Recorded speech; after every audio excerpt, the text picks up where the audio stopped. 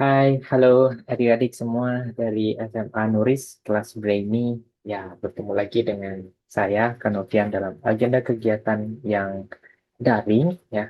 Karena rencananya eh, kakak akan tunjukkan ini di video proyektor depan kalian, ya, di layar monitor itu. Nah, nanti kakak akan posting di YouTube, jadi adik-adik bisa tetap belajar. Ya, harusnya sasarannya targetnya ini hari Rabu tanggal 31 ya. Namun rekaman ini kakak buat sehari sebelum pelaksanaan. Jadi besok nih, besok sekarang hari Senin malam ya. Besok hari Selasa ya, besok hari Selasa kakak akan hadir dan mengajar secara langsung, namun Rabunya kakak ada kegiatan ya. Kebetulan kakak ada kegiatan di Denpasar di luar kota, jadi harus keluar Jember di hari Rabunya. Nah, kebetulan kegiatan efektifnya biar tidak bolong dari kelas Brainy kelasnya, kakak akan isi ya, sekaligus mengisi akhir tahun. Ya. Kita isi akhir tahun dengan bersenang-senang dalam ilmu kimia ya. Nah, kegiatan belajar mengajarnya seperti biasa sama ya, tapi durasinya bakal lebih singkat ya. Karena kalau pertemuan secara langsung biasanya saya nulis langsung di papan itu agak lama ya. Jadi kelasnya full, tapi untuk pertemuan hari ini durasinya bakalan lebih singkat ya. Mungkin hanya sekitar 45 menit ya sampai ya 1,5 jam lah ya, sekitaran itulah ya. Nah, sisanya nanti akan kakak bobotkan kepada kalian untuk mengerjakan latihan soal. Oke? Nah, jadi mekanisme pembelajarannya tetap sama. Silahkan adik-adik keluarkan buku catatannya. Ya, harusnya adik-adik datang pagi nih ya. Akhirnya semangat paginya masih berkobar-kobar. Silahkan keluarkan buku catatannya dan catat segala hal yang Kak Novian ajarkan ya pada pertemuan daring hari ini ya. Oke, kalau demikian ya langsung saja ya. Baik kelasnya luring atau daring, seperti biasa mari kita buka dengan doa, dengan harapan semoga apa yang akan kita pelajari ke depannya bisa bermanfaat dan tidak mudah untuk dilupakan ya. Nah, kemarin Kak Novian mengajarkan eh, termokimia. Ya. Harusnya adik-adik udah paham benar apa yang dimaksud dengan termokimia secara harfiah ya. Termokimia kan dibedakan jadi dua, ya. Ada istilah termo yang artinya panas dan kimia artinya ilmu kimia. Segala hal terkait perjalanan panas, baik lepas perginya panas, yaitu kita katakan sebagai termokimia ya. Ya, ilmu-ilmu yang ada di dalamnya yang mempelajari tentang perjalanan arah dari suatu panasnya. Soalnya panas itu bisa bergerak ya, dari sini ke sana, dari sana ke sini, dari sini ke situ, dari situ ke sini, dan lain sebagainya ya. Nah, kemarin kita sudah membahas tentang termokimia ya. Ya kurang lebih paham ya apa ini maksud dengan termokimia secara harfiahnya dulu ya. Kemudian sebentar kita buka bukunya dulu. Ya, selain membahas tentang termokimia, kemarin kita buka awalannya dengan membahas tentang energi ya. Energi itu ada banyak jenisnya.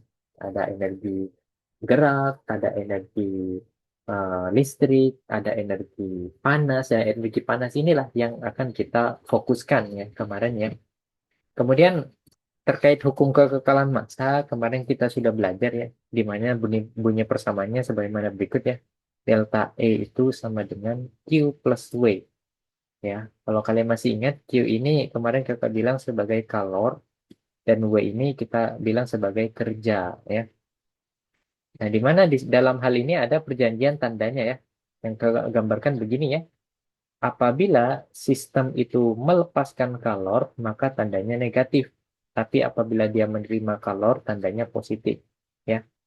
Kemudian kasus sebaliknya, apabila sistem itu dilakukan kerja terhadapnya, maka kerjanya bernilai negatif, dan apabila sistem melakukan kerja, kerjanya bernilai positif ya. Itu perjanjian tanda yang nanti bisa dimasukkan ke dalam rumusan ini ya. Untuk mendapatkan apa? Delta E. Delta E ini namanya adalah energi dalam ya. Namanya adalah energi dalam. Kiranya begitu ya. Ya, lain halnya kemarin kita juga membedakan sistem dan lingkungan. Sistem itu sesuatu yang menjadi pusat perhatian dan lingkungan adalah sesuatu yang terletak di luar dari sistem ya. Dan sistem kemarin ada tiga yang Kak bedakan ya. Sistem ada tiga, ada sistem apa saja? Kalau adik-adik masih ingat, ada sistem terbuka, ada sistem tertutup, dan ada sistem terisolasi ya.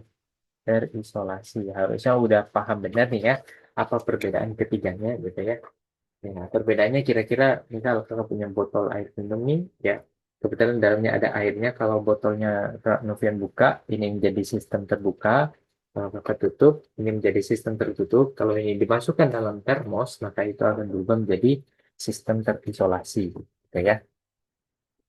Oke, baik.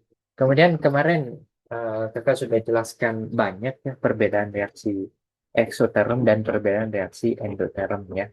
Perbedaannya ada banyak sekali yang bisa adik-adik eh, apa sambil review lagi ya. Oke, kalau Kakak review sedikit perbedaannya ya, saya tuliskan di bawah ini. Reaksi kimia itu dibedakan menjadi dua jenis ya. Oke, yang pertama ada reaksi eksoterm. Kemudian yang kedua ada reaksi endoterm. Apa saja sih Kak perbedaannya ya?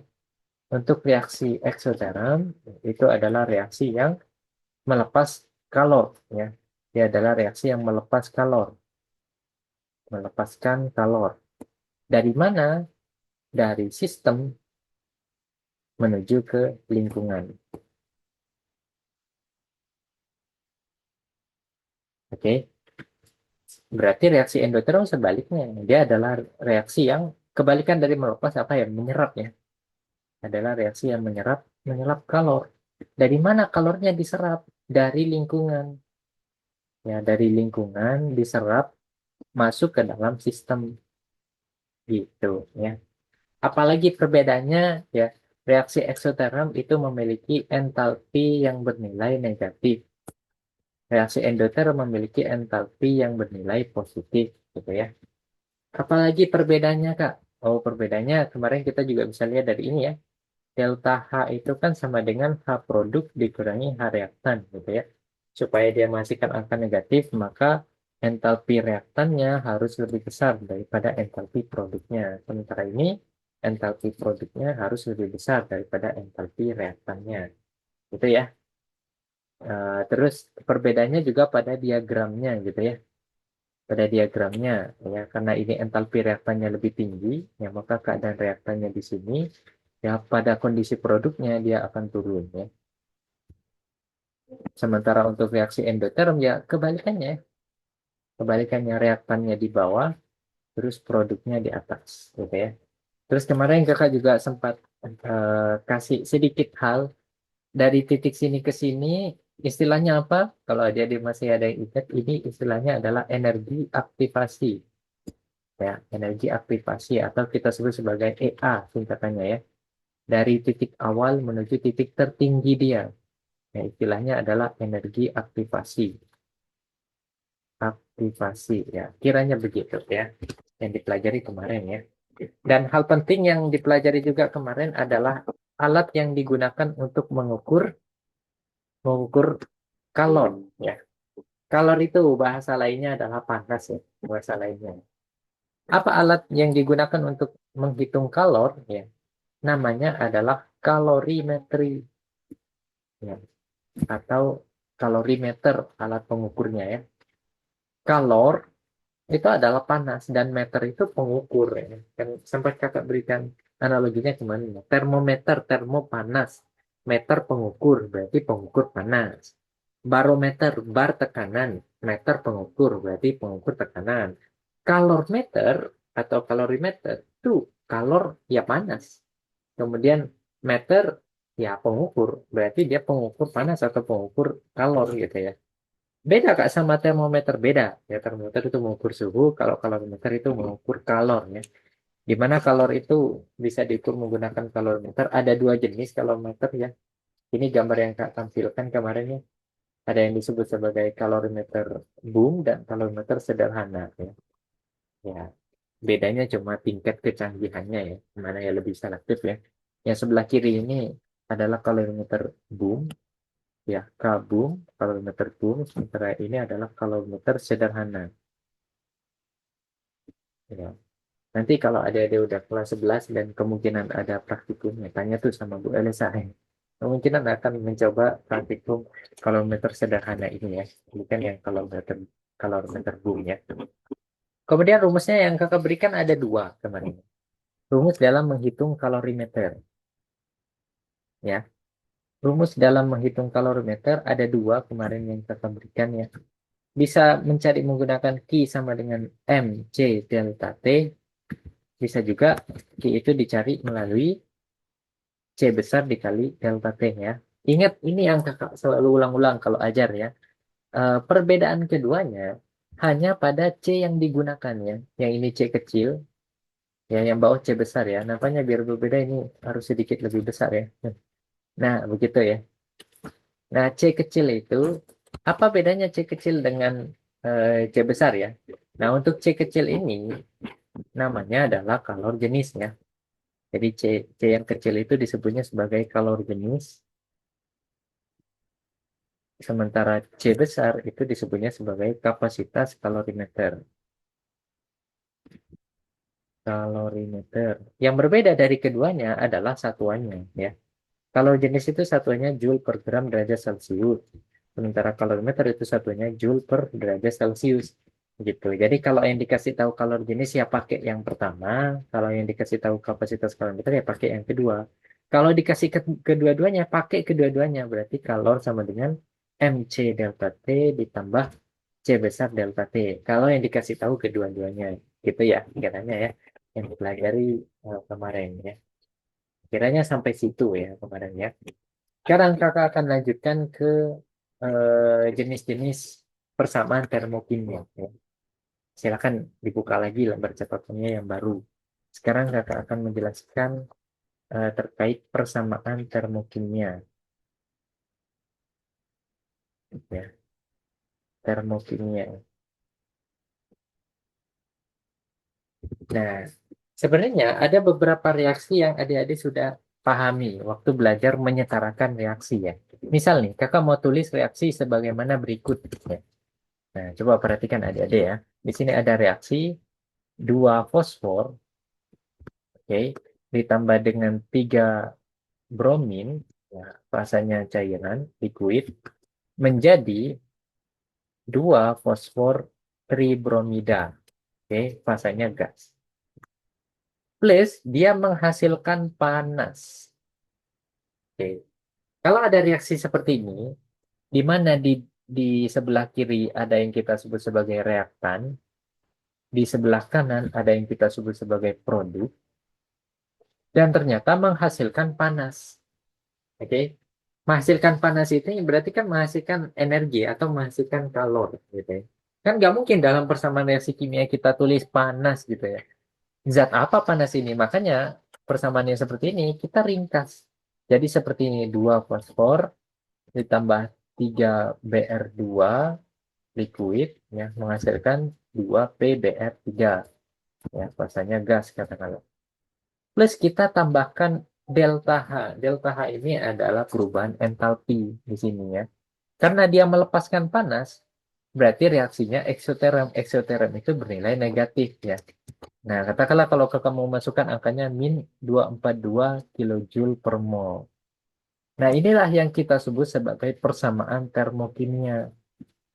Persamaan termokimia. Apa syaratnya persamaan termokimia itu diadakan ya? Apa yang membedakan dia dengan persamaan reaksi biasa gitu ya? Pertama, persamaan reaksi biasa itu fasanya boleh tidak ditulis. Ya, kalau kalian tulis 2P ditambah 3Br2 tambah 2PB3 itu boleh, nggak usah ditulis, no problem. Tapi untuk persamaan termokimia, di sini fasa wajib ditulis. Ya, fasa wajib ditulis. Kemudian harus menuliskan juga entalpi. Entalpi ditulis di pojok kanan atas. Jadi nulisnya seperti pangkat lah. Ya, nulisnya seperti pangkat ya. Jadi satu kesatuan ini sudah bisa disebut sebagai persamaan termokimia, bukan persamaan reaksi pada umumnya. Karena di sini sudah include memberikan informasi perubahan entalpi. Makanya dia boleh dikatakan sebagai persamaan termokimia, gitu ya. Gitu kiranya ya terkait tentang persamaan termokimia ya. Terus persamaan termokimia ini bisa kakak rubah-rubah ya. Persamaan ini bisa kakak rubah-rubah ya. Pertama, cara cara kakak memanipulasi persamaan itu kan bisa dikali, bisa dibagi atau bisa dibalik gitu ya. Misal persamaan ini ya seluruhnya mau kakak bagi dengan dua. Ya, kalau dibagi dengan dua kan 2P menjadi P saja gitu ya. 3BR2 menjadi 3/2 ya kalau dibagi dua ya. Kemudian 2PBR3 menjadi PBR3 saja gitu ya.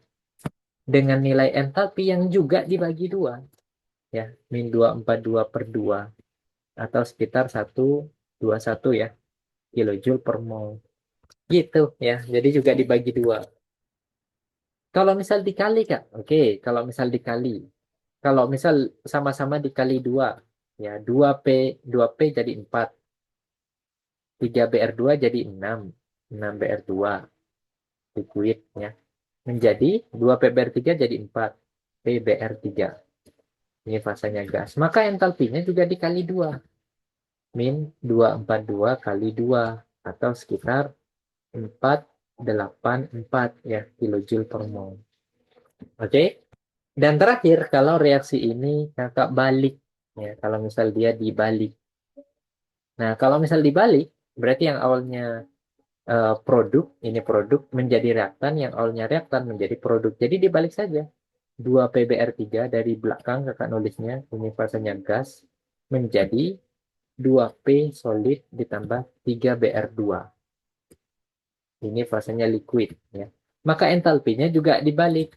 Yang awalnya negatif jadi positif, yang awalnya positif jadi negatif. Artinya yang reaksinya eksoterm jadi endoterm, yang endoterm jadi eksoterm. Sehingga awalnya -242 sekarang jadi +242 kilojoule per mol. Gitu cara kakak memanipulasi persamaan. Jadi persamaan termokimia uniknya dia bisa dibagi, dikali, dan dibalik. Kalau persamaan termokimia dikali, entalpinya juga dikali. Persamaan termokimia dibagi, entalpinya juga dibagi. Persamaan termokimia dibalik, entalpinya juga dibalik. Ya, oke, begitu ya. Terus satu hal lagi begini ya. Terkait memaknai persamaan termokimia. Ya, coba adik-adik lihat di sini. Oke, oke, perhatikan. Di sini ada dua buah persamaan termokimia. Pertama, H2O fasanya liquid menjadi H2O fasanya gas. Nah, ini kan bahasa lainnya kita menguapkan air. Ya. Naruh air di dalam wadah, kemudian wadah itu dipanaskan sampai airnya menguap. Itu kan peristiwa ini. Kalau dituliskan dalam reaksi kimia ya H2O liquid ditambah H2O menjadi H2O gas gitu ya. Nah, sehingga hasilnya menghasilkan entalpi yang bernilai positif ya. Entalpi yang bernilai positif ini maksudnya menyerap kalor ya atau memerlukan panas gitu ya. Nah, gimana cara kita membaca hal ini ya? Artinya untuk menguapkan 1 mol air diserap kalor sebanyak 40,7 kilojoule. Kenapa? Karena delta H-nya positif ya.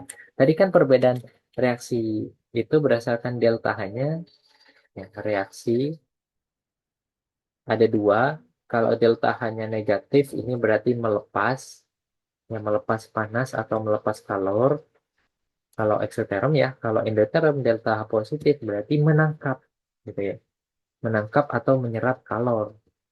Nah, gitu kiranya ya.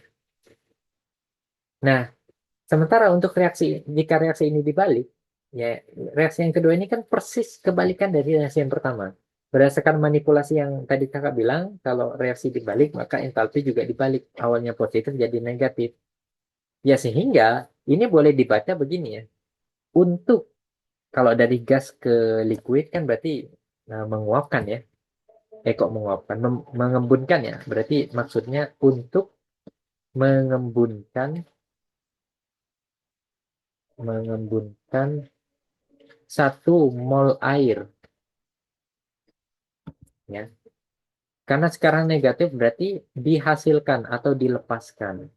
Dilepaskan kalor sebesar 40,7 kilojoule gitu ya. Jadi itu maksudnya kenapa entalpi itu satuannya kilojoule per mol. Ya, jadi maksudnya ada transfer energi sebesar 40,7 kilojoule untuk tiap mol senyawanya, untuk tiap mol air dalam kasus ini. Ya, transfer transfer panas itu maksudnya bisa dilepas atau diserap tergantung sama nilainya ya. Kalau nilainya positif berarti ada kalor yang diserap sebesar 40,7 kilojoule. Kalau negatif berarti ada kalor yang dilepas. Besarannya sama-sama 40,7 kilojoule. Ya, cuma arahnya kemana itu ditandakan eh, melalui notasinya ya, apakah positif atau negatif, gitu ya. Oke. Nah, untuk itu adik-adik coba kerjakan beberapa problem ini ya. Nah, ada beberapa problem yang mau kakak share di sini. Nah, oke. Nah, di sini ya tentunya kalian tidak langsung mengerjakan ya, kakak pandu dulu untuk soal yang pertama misal ya. Kakak crop dulu. Nah, untuk soal yang pertama ya. Nah, coba adik-adik telah di sini ya. Jelaskan arti persamaan termokimia sebagaimana berikut ya. Karbon solid ditambah O2 gas menghasilkan CO2 gas. Ini namanya reaksi pembakaran ya kemarin ya waktu belajar hidrokarbon ya. Pembakaran itu adalah sesuatu yang ditambah dengan oksigen ya. Jadi galah hitam ya. Itu doang ingatnya. Oke, eh, makna dari persamaan termokimia ini kita lihat dulu ya. Karena entalpinya negatif berarti reaksinya eksoterm. Eksoterm itu maksudnya melepas ya, melepas ya, melepas kalor ya berarti ya, melepas kalor ya. Berarti maksudnya di sini ya kita tulis saja untuk membakar, karena ini reaksi pembakaran ya, 1 mol dari karbon maka dilepaskan ya akan dilepaskan panas atau kalor sebesar ya angka itu ya sebesar 393,5 kilojoule gitu kan, satuan dari kalor itu kilojoule ya, gitu sesederhana itu ya untuk nomor satu. Atau sebaliknya tuh kayaknya nomor dua ini sebaliknya. Nah betul sebaliknya ya. Nah tuliskan persamaan termokimia dari pernyataan berikut. Katanya untuk pembakaran 1 mol metanol ya udah dikasih tahu rumus kimianya metanol ya, kita tulis dulu rumus kimianya CH3OH ya. Semua yang dibakar itu artinya ditambah O2 ya. Kemudian katanya menghasilkan CO2 dan melepaskan uap air ya. Nah, kita tahu oksigen itu berfasa gas. Ya, kenapa harus ditulis fasanya? Ingat, dalam menulis persamaan termokimia, fasa kimia itu wajib ditulis ya. Nggak mungkin oksigen itu cair atau padat. Ini kan makhluk yang sehari-hari masuk di dalam hidung kalian ya. Karbon dioksida juga gas, karena di sini gas katanya, dan uap air ya. Berarti di sini juga gas gitu ya. Ditambah dengan CH3OH ya. Metanol ini juga berfasa gas ya. Ini juga berfasa gas ya. Oke, katanya dilepaskan kalor sebesar 692,6 kilojoule ya. Hingga dari sini bisa kita simpulkan, kita tuliskan saja delta hanya karena dilepaskan, ya berarti kayak tadi ya kasusnya eksoterum, tulis saja di sini minus karena melepas 692,6, satuannya untuk entalpi itu satuannya kilojoule per mol. Beres. Selesai kan sampai sini. Ya, sehingga kita bisa menerjemahkan eh, apa makna persamaan termokimia atau makna persamaan termokimia kita terjemahkan ke persamaannya gitu ya, untuk soal nomor 2 ya, cukup sederhana ya. Sekarang kita lanjutkan ke soal nomor 3. Oke, kita lihat nih dari sini. Pada pembakaran 2 mol gas NO menjadi gas NO2 dilepaskan kalor sebesar sekian, gitu ya. Menurut persamaan reaksi bla bla bla ya. Hitung kalor yang dilepaskan jika 1,5 gram gas NO dibakar pada tekanan tetap. Nah, ini gampang nih. Dalam kasus ini bisa kita tulis dulu ya. 2NO gas ditambah O2 gas gitu ya menghasilkan 2NO2 dalam fase gas. Terus entalpinya ditulis di sini ya sama dengan min 114,14 kilojoule. Ada pertanyaan di sini. Kak, di situ kok entalpinya kilojoule saja ya, bukan kilojoule per mol. Oke, perhatikan di sini. Karena yang dibakar itu bukan 1 mol, melainkan yang dibakar di sini adalah 2 mol gitu. Yang dibakar adalah 2 mol ya. Pada reaksi pembakaran 2 mol gas NO menjadi gas NO2 dilepaskan kalor sebesar 114,14. Jadi 114,14 kilojoule ini dihasilkan untuk tiap 2 molnya gitu, bukan untuk 1 mol. Untuk 2 molnya dihasilkan kalor sebesar sekian. Untuk 2 molnya lah lo ya, gitu ya. Yang ditanya, hitunglah kalor yang dilepaskan jika 1,5 gram gas NO dibakar pada tekanan tetap. Nah, kita cari dulu NO ini berapa molnya. Kita cari ya, mol dari NO. Mol itu rumusnya kan sama dengan massa per mR ya. Nah, katanya massanya adalah 1,5 gram ya. Nah, 1,5 gram ini kita bagi dengan MR-nya ya. MR-nya ya N itu 14 ya. 14 ya. O itu 16 ya. Dijumlah hasilnya 30 ya. Ingat satuan MR itu gram per mol. Sehingga gram dibagi dengan gram per mol dapatnya mol di sini ya. Ya, hasilnya sekitar 0,05. Satuannya mol. Nah, dari sini kita bisa pakai rumus sederhana. Waktu kemarin kakak ajarkan menggunakan kalorimeter, kan kakak ajarkan hubungan tuh. Hubungan antara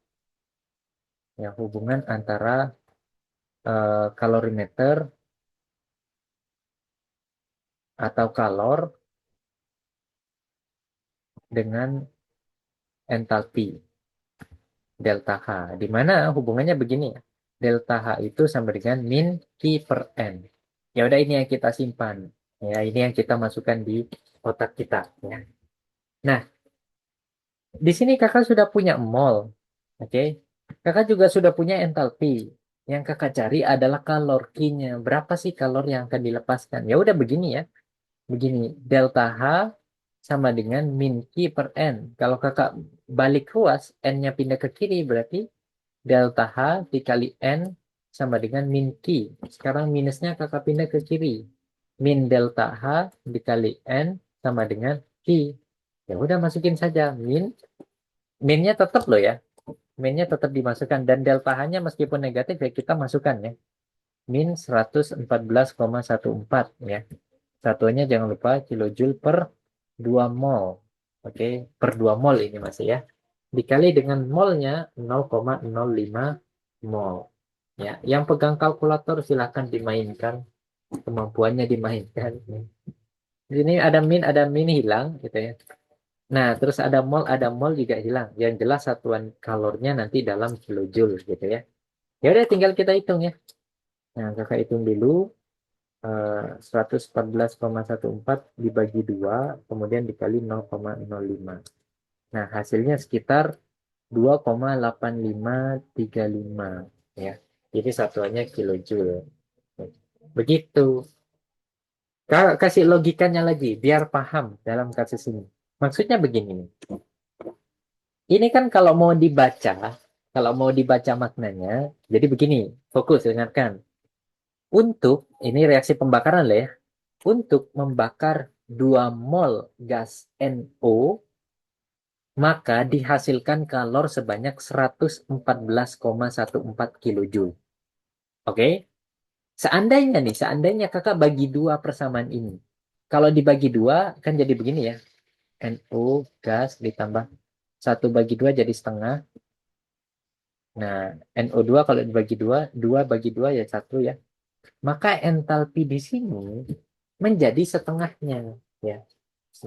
Terus 114,14 bagi 2, 57,07 ya. Min ya, tetap 57,07. Di sini jadi kilojoule per mol ya, bukan per 2 mol lagi, tapi per mol sekarang ya. Gitu ya. Masih ingat ya, kalau kita bisa memanipulasi persamaan, ya kalau ini dipindah ke bawah, kan dibagi 2. Berarti ini juga dibagi 2, gitu ya. Nah, jadi tadi kalau yang dibakar adalah 2 mol, kalori yang dihasilkan adalah 114,14. Kalau 1 mol yang dibakar itu 57,07, ya. Kalau setengah mol, berarti ini kalau dibagi 2 lagi, ya kalori yang dihasilkan kan lebih sedikit lagi ya. Ya kalau dibagi 2 lagi sekitar 28 kan. Sekitar 28,5 sekian gitu ya. 28,5 kilojoule. Nah, kalau lebih kecil lagi sampai 0,05 mol, maka kalori yang dihasilkan lebih kecil lagi. Dalam kasus ini kita dapatkan 2,8535 kilojoule. Gitu loh logikanya. Oke, bagi yang belum dapat, kakak ulang. Kakak ulang, begini. Ya. Eh, untuk membakar 2 mol gas NO, maka dihasilkan kalor sebesar 114,14 kilojoule. Untuk membakar 1 mol gas NO, maka dihasilkan kalor yang lebih sedikit lagi, yaitu setengahnya, 57,07 kilojoule.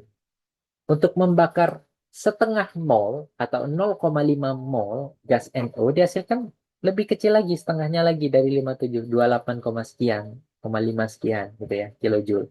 Dan untuk membakar 0,05 mol, maka dihasilkan kalor sebesar 2,835 kilojoule. Jadi logis ya. Jadi lebih kecil ya dari sini ya. Oke, begitu ya. Itu untuk soal nomor 3. Nah, baru nomor 4-nya ini your job. Ya, ini tugas kalian ya. Nah, nomor 4-nya ini tugas kalian. Ya, silakan coba dikerjakan ya. Kita from dulu. Oops, aduh, fungsinya.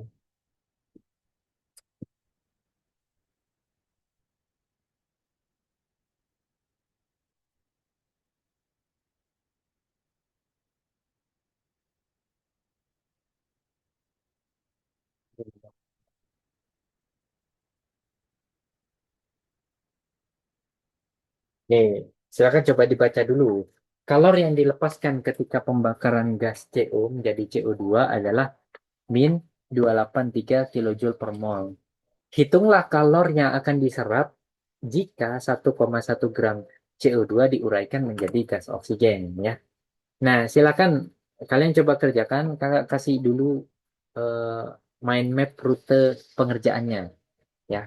Jadi kan di sini ada reaksi CO ditambah setengah O2 gitu ya.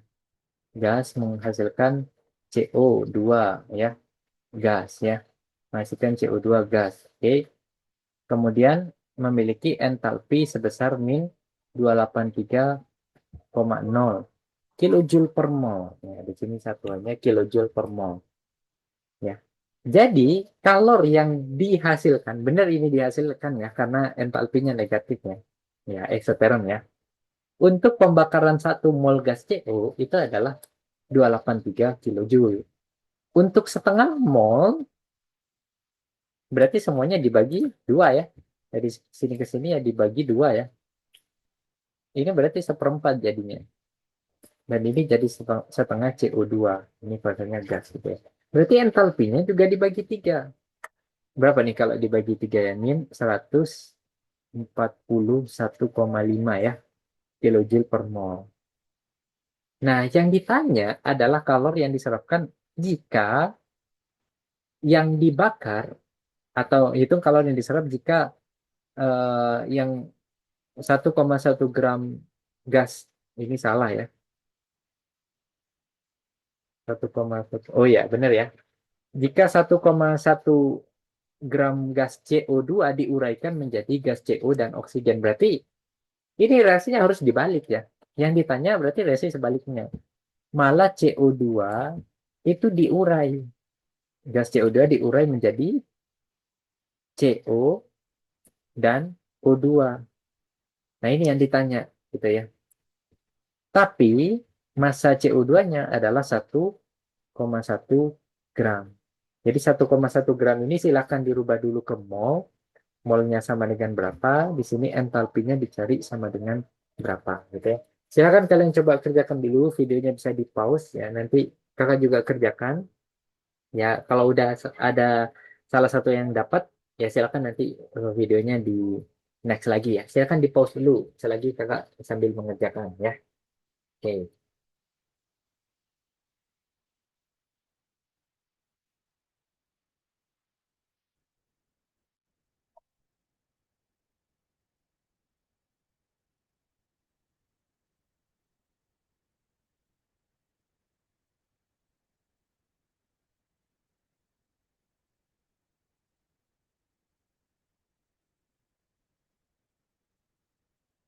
Oke.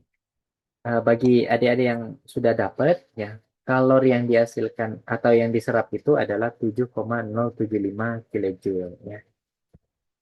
Ya, kalau belum dapat silakan nanti diulang lagi ya bagaimana cara pengerjaannya. Oke. Itu kiranya sekilas tentang perubahan atau persamaan termokimia ya, tentang persamaan termokimia. Oke, berikutnya ya, kita akan masuk ke bagian yang baru. Kita akan membahas tentang reaksi yang spesial. Ya.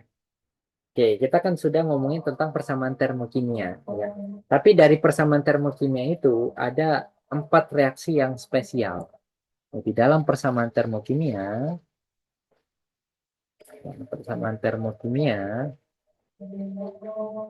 itu terdapat 4 reaksi yang spesial. Apa saja? Yang pertama adalah reaksi pembentukan. Yang kedua adalah reaksi penguraian.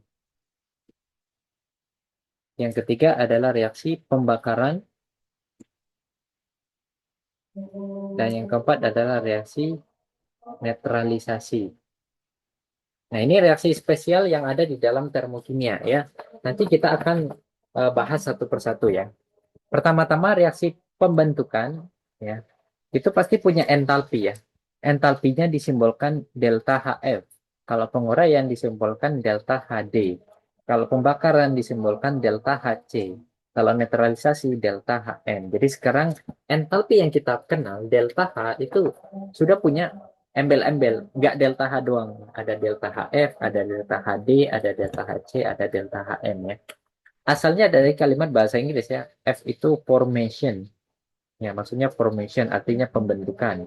D itu dissociation ya, artinya penguraian, dan C itu pembakaran ya, berasal dari kalimat combustion, pembakaran, dan N itu netralisasi, neutralization ya.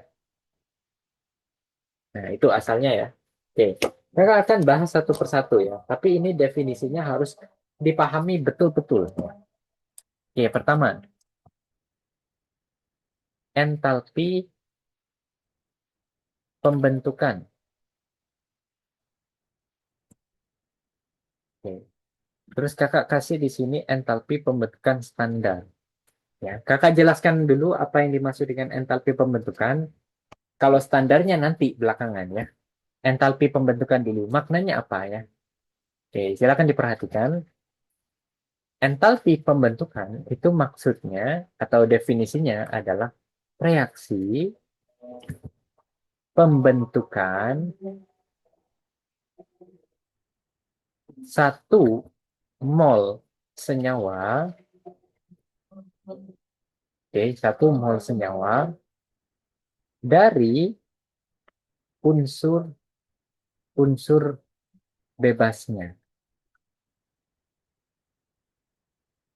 Oke, itu makna dari entalpi pembentukannya. Sekarang kakak jelaskan makna dari standarnya. Oke, makna dari standarnya. Standar ini maksudnya reaksinya terjadi dalam suhu ruang.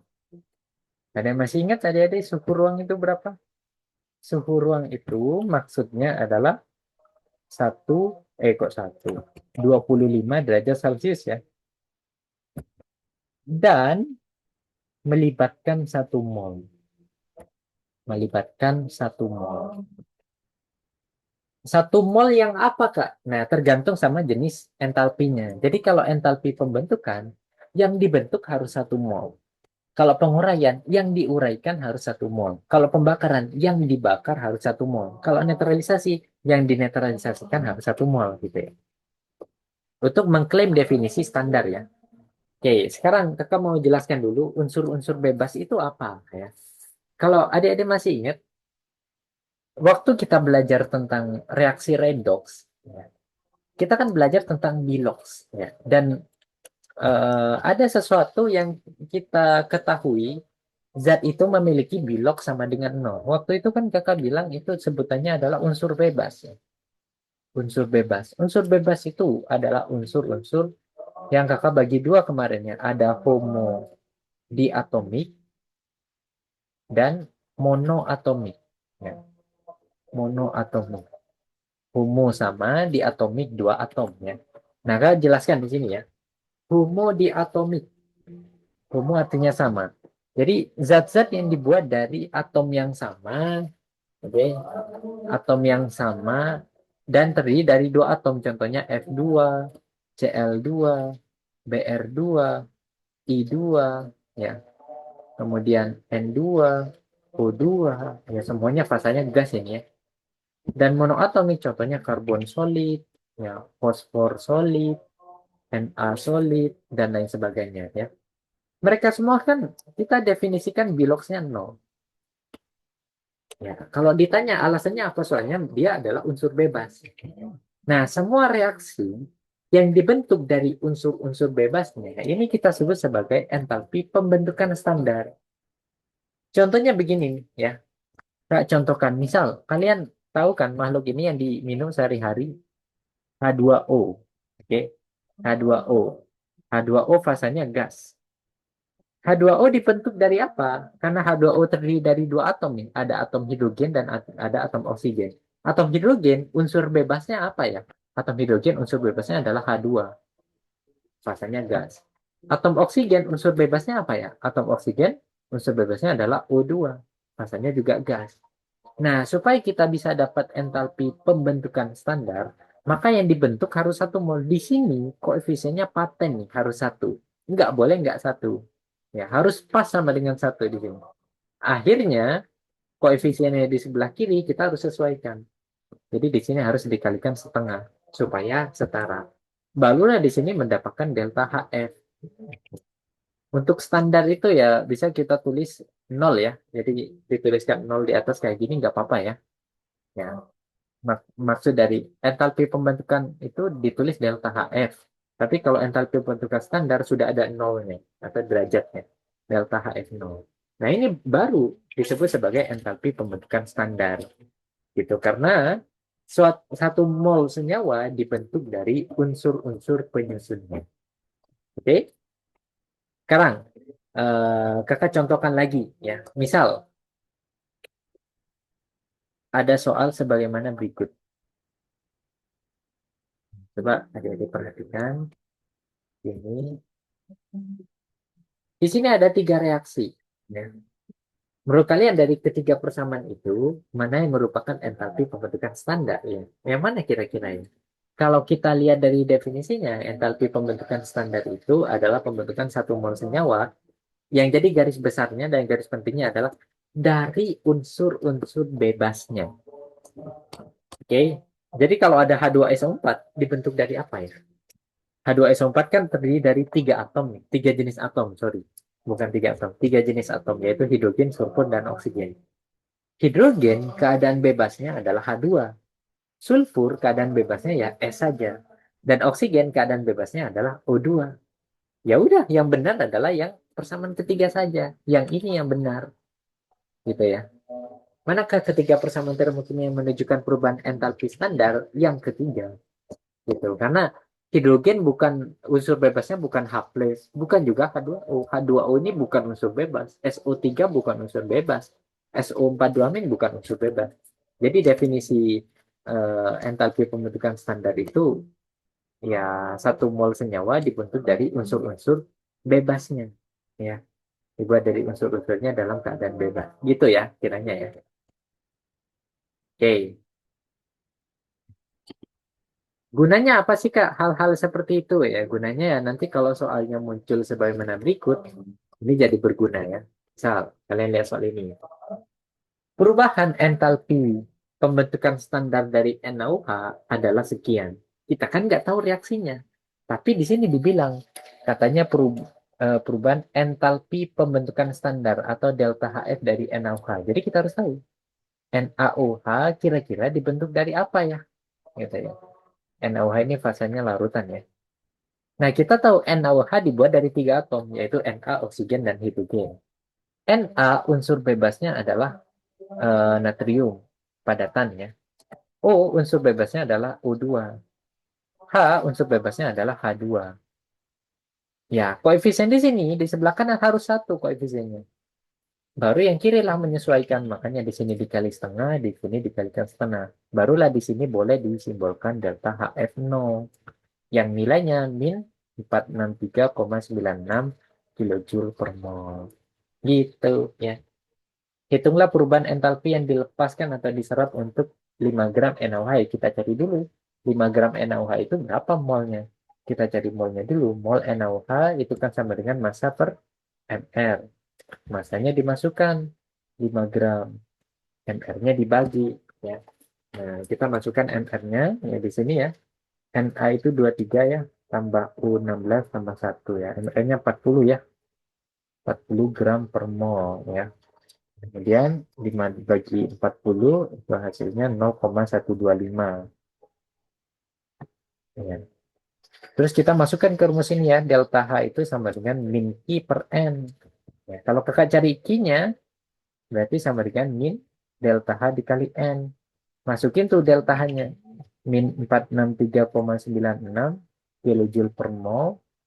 Masukin N-nya 0,125 mol. Oke, itulah kalornya. Hingga ada satuan yang bisa hilang, ada. Minus bisa hilang, mol juga bisa hilang. Langsung kalikan ya. Kalikan dengan 463,96 sehingga hasilnya sekitar ya ini kalau di sini kalornya sama dengan 57,995. Yang pegang kalkulator silakan bermain tangannya ya. Sekitar 56. Kok 50? Kok mundur ya? 58, sorry. Kilojoule. Inilah kalor yang dihasilkan ya. Nah, kalau kita tidak tahu prinsip entalpi pembentukan standar ya kita tidak bisa menebak-nebak reaksinya gimana sih gitu ya. Reaksinya gimana ya. Intinya hal yang penting dari sini kalian harus pahami unsur bebas itu apa saja ya. Atom-atom itu semuanya dibentuk dari unsur sendiriannya kecuali yang homo diatomik ya. Homo diatomik cuma ada ini ya, F, Cl, Br, I, N2 dan O2 ya. Selain dari itu unsur bebas ditemukan dalam keadaan sendirian ya. Jadi ditemukan dalam keadaan atom saja. Oke. Nah, untuk itu coba adik-adik perhatikan beberapa tabel ini ya. Ini adalah tabel entalpi pembentukan standar dari beberapa senyawa ya. Nah, sudah terlihat jelas di situ ya. Nah, nanti adik-adik harus berlatih untuk menuliskan entalpi pembentukan standarnya ya. Nah, coba adik-adik perhatikan di sini. Disinilah pentingnya kenapa waktu kita belajar persamaan termokimia di atas, syaratnya dua ya. Fasa wajib ditulis dan terdapat informasi delta H di atas pojok sebelah kanan atasnya. Soalnya coba adik-adik perhatikan dari data tabel ini. Ini adalah data entalpi pembentukan dari air dalam fase cair. Kalau ini adalah entalpi pembentukan dari es ya atau balok es, air dalam fase padat. Kalau ini entalpi pembentukan air dalam fase gas, uap air maksudnya ya. Nah, perhatikan nilai entalpinya berbeda. Jadi, kenapa fasa wajib ditulis? Soalnya fasa yang berbeda, nilai entalpi juga juga akan berbeda. Di sini kakak harus menuliskan nilai entalpinya. Coba nih kakak tuliskan ya. Misal kakak mau yang S nih, H2O yang fasa solid. Gimana sih reaksi entalpi pembentukan standarnya? Kita lihat. H2O dibentuk dari dua jenis atom, H dan O. Hidrogen asalnya unsur bebasnya adalah H2 dan fasanya gas. Oksigen O2 fasanya gas. Ini yang menyesuaikan di sebelah kiri. Inilah yang disebut dengan delta HF0. Terus datanya boleh dimasukkan. Nilainya kan min 292 kilojoule per mol. Kilojoule per mol. Kak, satuannya dari mana? Ya, ini kan disebutkan satuannya ya. Gitu. Begitupun untuk reaksi-reaksi yang lain. Misal nih, kakak mau reaksi yang rumit nih. Misal, dari senyawa ini namanya urea ya. Pupuk ya. CO NH2 dua kali ya, fasanya solid. Gimana ya entalpi pembentukan standarnya ya? Gitu ya. Ya kita lihat saja CONH2 dua kali kan dibentuk dari tiga jenis atom. Ada karbonnya, karbonnya dibuat dari karbon solid. Ada oksigennya, oh ini empat jenis atom ya. Oksigennya dibuat dari O2 gas. Nitrogennya dibuat dari N2 gas dan hidrogennya dibuat dari hidrogen gas. Gitu. Tinggal disetarakan. Ya. Kita nggak boleh otak-atik yang kanan. Misal ini dikalikan dua nggak boleh gitu ya. Harus satu di sebelah kanan. Jadi yang kiri menyesuaikan. Oksigennya ada satu, jadi ini kali setengah. Nitrogennya ada dua, hidrogennya ada empat, jadi ini kali dua. Barulah ini delta HF0. Masukkan angkanya min 333,51 kilojoule per mol ya. Misal Kak untuk CaCl2 gimana ya? Nah, ini ya CaCl2 ya. Untuk CaCl2 sama langkahnya ya. CaCl2 fasanya solid gitu ya. Nah, tips untuk menulis entalpi pembentukan standar tulis dari kanan ya. CaCl2 solid. Di situ kan ada dua jenis atom saja, yaitu Ca dan Cl ya. Cl-nya dibuat dari Cl2 gas. Ca-nya itu kan selain dari homodiatomik, jadi seluruhnya yang dibuat dari atom-atom selain homodiatomik, unsur bebasnya dalam keadaan sendirian, dalam keadaan tunggal. Jadi Ca solid saja di sini. Ditambah dengan setengah, nggak usah dikalikan setengah ya, setara ya. Baru ini delta HF0 ya, nilainya sama dengan min 795,8 kilojoule per mol ya. Nah, sekarang satu lagi deh, misal apa ya yang di sini SO2 ya, misal SO2 SO2 dibentuk dari apa ya SO2 ya? Ya udah S solid, belerang dan O2 gas beres di delta. Pokoknya harus dibentuk dari unsur-unsur dalam keadaan bebasnya kilojoule per mol ya. Nah, sekarang coba adik-adik kerjakan ya tiga saja ya buat entalpi pembentukan standar untuk amonia, oke, untuk CCl4 dan untuk HNO3 ya. Jadi kan ada satu yang pimpin ya. Siapa yang pegang remote ya. Eh, nah kalau gitu biasanya saling saling tunjuk nanti kalau apa saling apa ya saling menunjuk nanti ya biar tidak bingung kalau tunjuk saja ya silahkan eh, paling kiri biasanya si Balia kalau Bali ada ya Balia ya kalau nggak ada si Saladin biasanya paling kiri tuh ya silakan memegang remote ya. Nah, ini kalian tulis dulu entalpi pembentukan standarnya, ya. Kalau sudah dapat entalpi pembentukan standar, kalau temannya belum selesai, silakan di pause dulu videonya. Baru kalau semuanya sudah selesai, bisa dilanjutkan lagi. Ya, kalau semuanya selesai, bisa dilanjutkan lagi. Ya, kemudian dicocokkan antara satu dengan yang lain. Ya, kalau ada yang berbeda, berarti dicari yang mayoritasnya, yang mayoritas itu pasti benar ya. Dan ingat dalam menuliskan ini fasanya harus ditulis dan nilai entalpinya juga harus ditulis satuannya ya. Satuannya adalah kilojoule per mol ya. Oke ya, silakan bisa dicoba ya. Kita lagi share tukar jawaban, videonya bisa di pause dulu. Oke, silakan.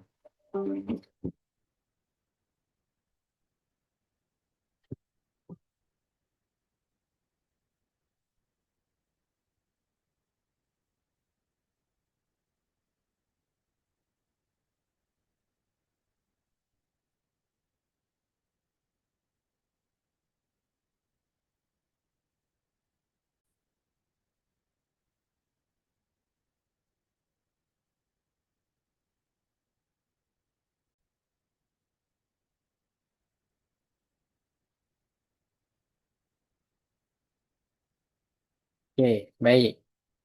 Kalau sudah, coba adik-adik kerjakan 3 soal ini, ya. Nah, 3 soal ini, oke, bisa di pause dulu ya.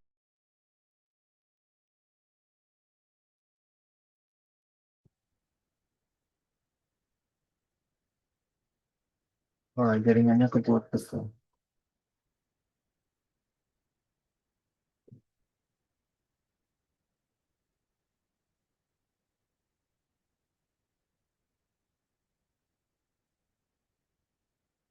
Oke, baik.